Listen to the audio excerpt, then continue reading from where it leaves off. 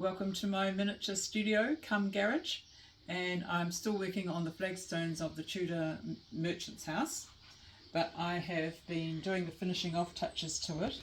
Now there was some shrinkage. I knew there'd be some shrinkage.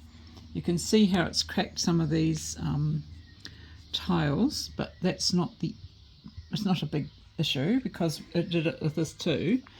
But what I'm doing is I'm just filling in the gaps with a bit more paper clay, just like you would put grout or putty and things, and that will dry hopefully and not crack. Even if it cracks a little bit from now on, that's not a biggie. So that's I have to just finish this little bit off because even as I speak it's drying in my hand. It dries quite quickly. Well, surface dries quite quickly. Underneath takes a bit longer. So I'll just put one last little bit there.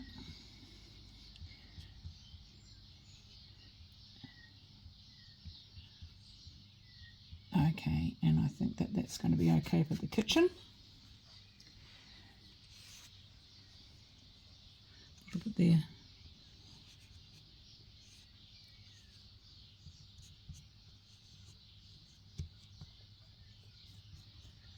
there. Okay.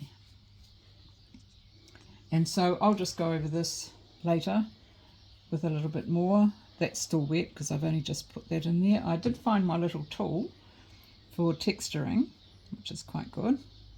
So I'll just quickly do that while it's still pliable.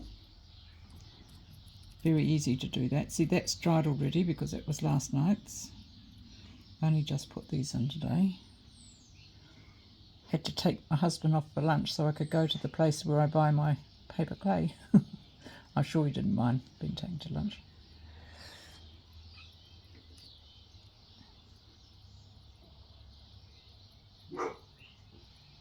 So there we go. I think that's probably quite enough. I might just bounce my finger on it a few times to give it a bit more texture. And there we have it. So that will be finished off. The other thing that I've been doing today is I've been doing the rock effect on my front wall. This is the result of a few hours, a paintbrush and some paint, and that's all that lies between egg cartons and good rocks. So that was all hand painted by me, and I'll get Roger just to insert a little still of a little video of when I was actually doing it so that you can see the technique.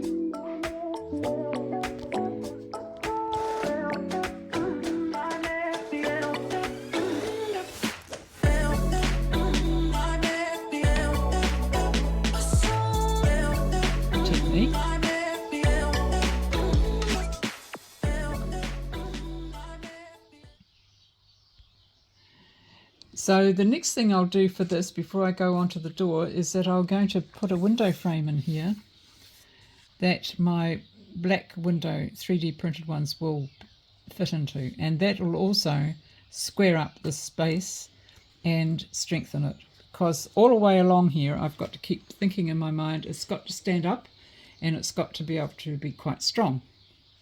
So that's the theory, and so I'll just work my way along here tomorrow. By tomorrow I'll have windows in.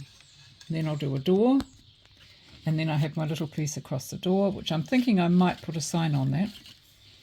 And so this is how I'm working across the front of the house. Oh, yes, it is a house, isn't it? Right. So then, of course, is the owner. And he's been keeping an eye on me. This morning he got I'm a bit chalky, but he got a new coat and he got a hat. And he got fur put around the bottom of his coat. Well, make-believe fur.